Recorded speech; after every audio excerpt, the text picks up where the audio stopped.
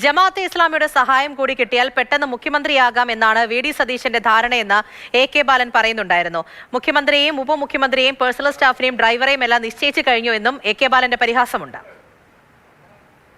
ഇനി ജമാഅത്തിന്റെ കൂടി സഹായം ഉണ്ടായി കഴിഞ്ഞാൽ വേഗം എളുപ്പത്തിൽ മുഖ്യമന്ത്രിയാകാം എന്ന ധാരണയിൽ മുഖ്യമന്ത്രി, ഉപമുഖ്യമന്ത്രി, പേഴ്സണൽ സ്റ്റാഫ്, വീട്ടിലെ സ്റ്റാഫ്, ഡ്രൈവർ എല്ലാം നിശ്ചയിച്ചു കഴിഞ്ഞു. എന്തെല്ലാം കോപ്രായങ്ങളാണ് ഇപ്പോൾ അവർ കാട്ടുന്നത്. അതിൽ ഇപ്പോൾ മതന്യൂനപക്ഷത്തിൻ്റെ വോട്ടിൻ്റെ ഏകീകരണത്തിന് വേണ്ടി കള്ളപ്രചരണം എന്ന് പറഞ്ഞു കഴിഞ്ഞാൽ സംഘികളാക്കുകയാണ്. ലീഗിനെതിരായിട്ട് പറഞ്ഞു കഴിഞ്ഞാൽ മുസ്ലിമിനെതിരാവുമോ? വർഗീയ സംഘടനകൾക്കെതിരായി പറഞ്ഞു കഴിഞ്ഞാൽ മുസ്ലിമിനെതിരായോ?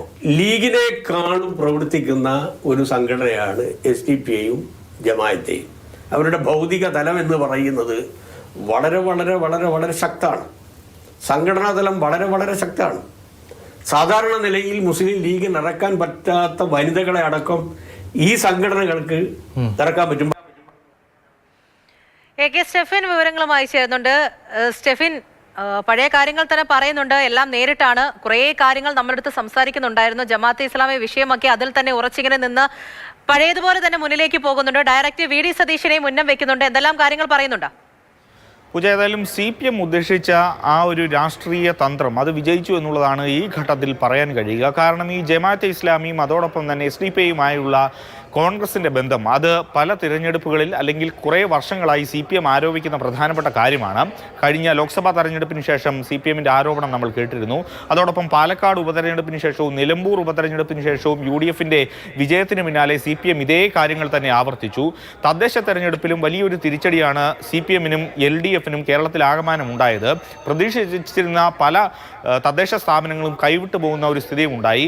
അവിടെയെല്ലാം CPM ഒരു വിശകലനം നടത്തുമ്പോൾ മതന്യൂനപക്ഷങ്ങളുടെ വോട്ടുകൾ അത് UDFിലേക്ക് ഏകീകരിക്കപ്പെട്ടു എന്നൊരു വിലയിരുത്തൽ CPMനെ സംബന്ധിച്ചിടത്തോളം ഉണ്ട്.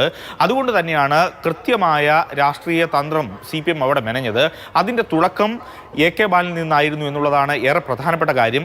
കാരണം തെരഞ്ഞെടുപ്പ് തിരിച്ചടിയിൽ യാതൊരു തരത്തിലും പ്രതിരോധിക്കാൻ കഴിയാതെന്ന CPM നേതൃത്വത്തിന് യഥാർത്ഥത്തിൽ ഒരു ആയുധമായി മുന്നോട്ട് വന്നത് A.K. ബാലനാണ്. അങ്ങനെയാണ് ഈ ജമാഅത്തെ ഇസ്ലാമി കേരളം ഭരിക്കും, UDF വന്നു കഴിഞ്ഞാൽ അടുത്ത നിയമസഭാ തെരഞ്ഞെടുപ്പ് എന്നുള്ള പരാമർശം അദ്ദേഹത്തിന്റെ ഭാഗത്തു നിന്നും ഉണ്ടായത്. അത് തുടങ്ങിയ വിവാദം ഇപ്പോൾ വലിയ രീതിയിൽ കോൺഗ്രസിന് പ്രതിസന്ധിയായി നിൽക്കുന്ന കാഴ്ചകളാണ് ഓരോരുത്തരുടെയും പ്രതികരണങ്ങളിൽ നിന്നെല്ലാം നമുക്ക് വ്യക്തമാകുന്നത്.